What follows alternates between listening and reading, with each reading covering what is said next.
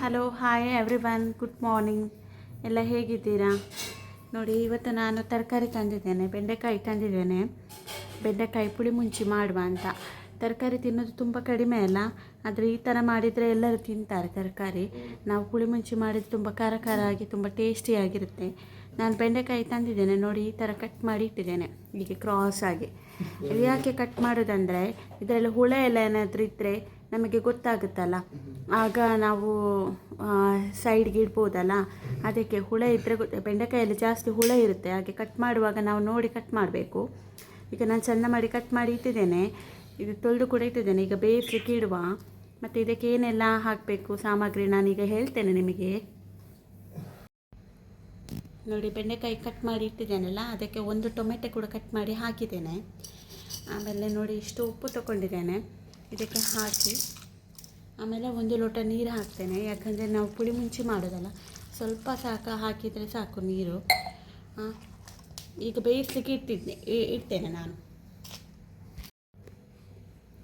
ನೋಡಿ, ನಾನು ಇಷ್ಟು ಕೊತ್ತಂಬರಿ ಬೀಜ ತೊಗೊಂಡಿದ್ದೇನೆ, ಒಂದು ಇಷ್ಟು ಸಾಕು ಕೊತ್ತಂಬರಿ ಬೀಜ.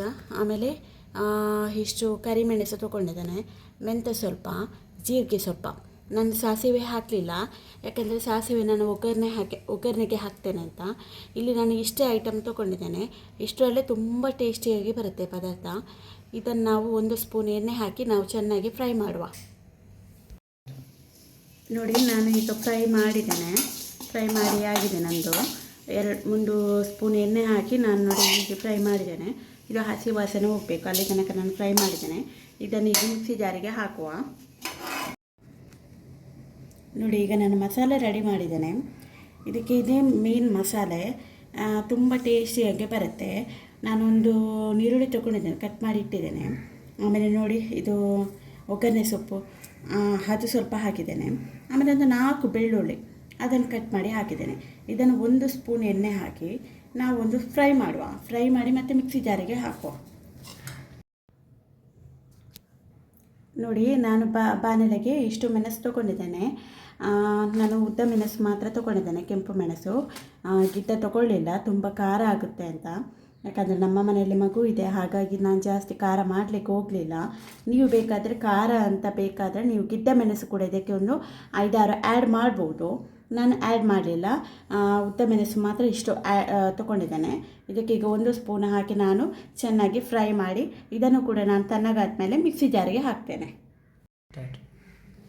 ನೋಡಿ, ನಾನು ಇಷ್ಟು ಫ್ರೈ ಮಾಡಿ ಇಟ್ಟಿದ್ದೇನೆ. ಪಟ ಪಟ ಪಟ ಪಟ ಅಂತ ಸೌಂಡ್ ಬರಬೇಕು, ಅಲ್ಲಿ ತನಕ ಫ್ರೈ ಮಾಡಿದ್ದೇನೆ. ಇದು ತಣ್ಣಗಾದ್ಮೇಲೆ ನಾನು ಮಿಕ್ಸಿ ಜಾರಿಗೆ ಹಾಕ್ತೇನೆ. ಈಗ ಮಿಕ್ಸಿ ಜಾರಿಗೆ ಎಲ್ಲ ಐಟಮ್ ಹಾಕಿದ್ದೇನೆ, ನಾನು ಆಗೆಲ್ಲ ಫ್ರೈ ಮಾಡಿದ್ದೇನಲ್ಲ ಅದನ್ನೆಲ್ಲ ಹಾಕಿದ್ದೇನೆ. ಬನ್ನಿ ತೋರಿಸ್ತೇನೆ. ನೋಡಿ, ಆಗ ಕೊತ್ತಂಬರಿ ಬೀಜ ಫ್ರೈ ಮಾಡಿದ್ದೇನಲ್ಲ ಅದಕ್ಕೂ ಹಾಕಿದ್ದೇನೆ. ಈರುಳ್ಳಿ ಮತ್ತು ಬೆಳ್ಳುಳ್ಳಿ ಫ್ರೈ ಮಾಡಿದ್ದೇನಲ್ಲ ಅದನ್ನು ಕೂಡ ಹಾಕಿದ್ದೇನೆ. ನೋಡಿ, ನಾನು ಇಷ್ಟು ಹುಳಿ ತೊಗೊಂಡಿದ್ದೇನೆ, ಇದನ್ನು ಹಾಕ್ತೇನೆ. ಆಮೇಲೆ ಸ್ವಲ್ಪ ಯೆಲ್ಲೋ ಪೌಡರ್ ಹಾಕುವ.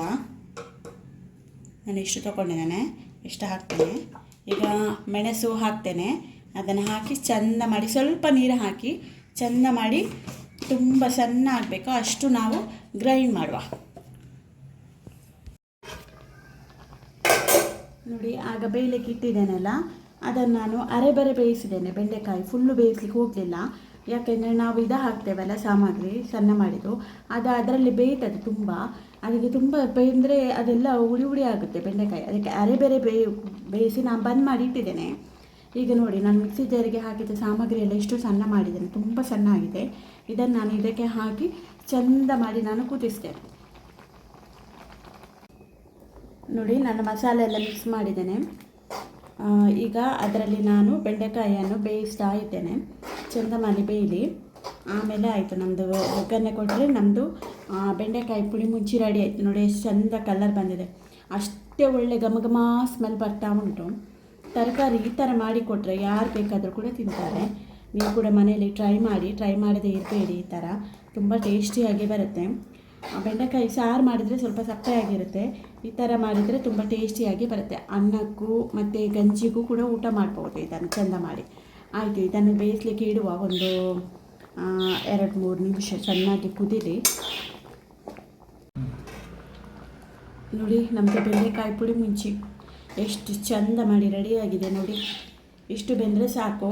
ಅದೇ ನಾನು ಹೇಳಿದ್ನಲ್ಲ, ಇದು ನಾವು ಅರೆಪು ಅದು ಉಂಟಲ್ಲ ಸಾಮಗ್ರಿ ಹಾಕುವಾಗ ಸಣ್ಣ ಮಾಡಿದ್ದು ಅರೆಬೆರೆ ಬೇಯಿಸಿ ಹಾಕಿ, ಇಲ್ಲದಿದ್ದರೆ ನಿಮ್ಮದು ಬೆಂಡೆಕಾಯಿ ಸ್ವಲ್ಪ ಕೂಡ ಉಳಿಯುವುದಿಲ್ಲ, ಎಲ್ಲ ಇದರಲ್ಲಿ ಕಚಪಿಸಿಯಾಗಿ ಬಿಡುತ್ತೆ.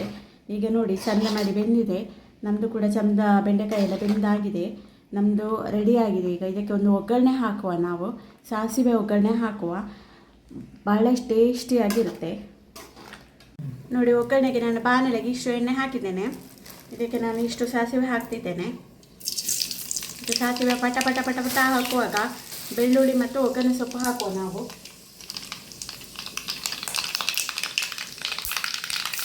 ಬೆಳ್ಳುಳ್ಳಿ ಹಾಕಿದ್ದೇನೆ,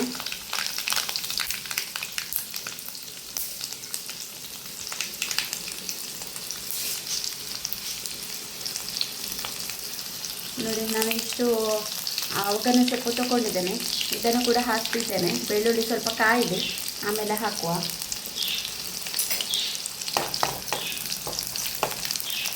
ತುಂಬ ಕಾಯ್ದು ಬೇಡ.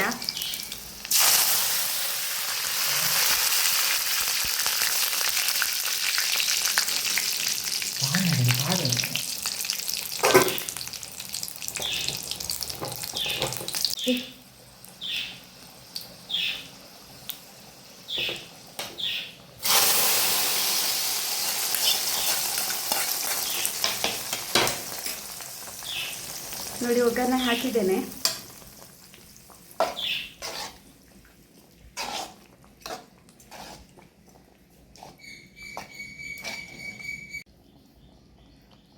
ನೋಡಿ ನಮ್ಮದು ಒಗ್ಗರಣೆ ಹಾಕಿ ಈಗ ಬೆಂಡೆಕಾಯಿ ಪುಡಿ ಮುಂಚಿ ರೆಡಿಯಾಗಿದೆ. ಎಷ್ಟು ಚೆಂದ ಬಂದಿದೆ ನೋಡಿ, ಅಷ್ಟೇ ಟೇಸ್ಟಿಯಾಗಿ ಕೂಡ ಉಂಟು. ಹೋಟೆಲಲ್ಲಿ ಮಾಡೋದಕ್ಕಿಂತ ತುಂಬ ಟೇಸ್ಟಿಯಾಗಿ ಉಂಟು. ಇದೇ ಮನೆಯಲ್ಲಿ ಟ್ರೈ ಮಾಡಿ ನಿಮ್ಮ ಹಸ್ಬೆಂಡಿಗೆ ಮಕ್ಕಳಿಗೆಲ್ಲ ಬಳಸಿ ಚೆಂದ ಮಾಡಿ ತಿಂತಾರೆ ಅವರು. ಅನ್ನಕ್ಕೆ, ಊಟಕ್ಕೆ, ಚಪಾತಿಗೆ ಎಲ್ಲದಕ್ಕೂ ಕೂಡ ಆಗುತ್ತೆ. ಟ್ರೈ ಮಾಡಿ, ಟ್ರೈ ಮಾಡದೇ ಇರಬೇಡಿ. ವೆಜ್ ಈ ಥರ ಮಾಡಿದ್ರೇ ತುಂಬ ಟೇಸ್ಟಿಯಾಗಿರುತ್ತೆ. ನನ್ನದು ಯೂಟ್ಯೂಬ್ ಚಾನಲಿಗೆ ಸಬ್ಸ್ಕ್ರೈಬ್ ಮಾಡೋದನ್ನು ಕೂಡ ನೀವು ಮರಿಬೇಡಿ. ಕೆಲವರು ಮರಿತಾ ಇರ್ತೀರ, ಖಾಲಿ ವಿಡಿಯೋ ಮಾತ್ರ ನೋಡ್ತಿದ್ದಾರೆ, ಸಬ್ಸ್ಕ್ರೈಬ್ ಯಾರು ಮಾಡ್ತಾ ಇಲ್ಲ. ಮಾಡಿ, ಸಬ್ಸ್ಕ್ರೈಬ್ ಮಾಡಿ. ಇದೇ ರೀತಿ ನನಗೆ ಸಪೋರ್ಟ್ ಕೂಡ ಮಾಡ್ತಾ ಇರಿ. ಒಳ್ಳೆ ಒಳ್ಳೆ ವಿಡಿಯೋ ಜೊತೆಗೆ ನಾನು ಇನ್ನು ಮುಂದೆ ಬರ್ತಾ ಇರ್ತೇನೆ. ವಾರ ಅಡುಗೆ ಎಲ್ಲ ಮಾಡ್ತೇನೆ. ನನಗೆ ಎಷ್ಟು ಗೊತ್ತುಂಟು ಅಷ್ಟು ಅಡುಗೆ ಮಾಡಿ ನಾನು ನಿಮಗೆ ತೋರಿಸ್ತೇನೆ. ನನ್ನ ಯೂಟ್ಯೂಬ್ ಚಾನಲಿಗೆ ಸಬ್ಸ್ಕ್ರೈಬ್ ಮಾಡಿ, ಲೈಕ್ ಮಾಡಿ, ಅದೇ ರೀತಿ ನಿಮ್ಮ ಫ್ರೆಂಡ್ಸ್ನವರಿಗೆಲ್ಲ ಶೇರ್ ಕೂಡ ಮಾಡಿ. ಹೀಗೆ ಸಪೋರ್ಟ್ ಮಾಡ್ತಾ ಇರಿ. Thank you.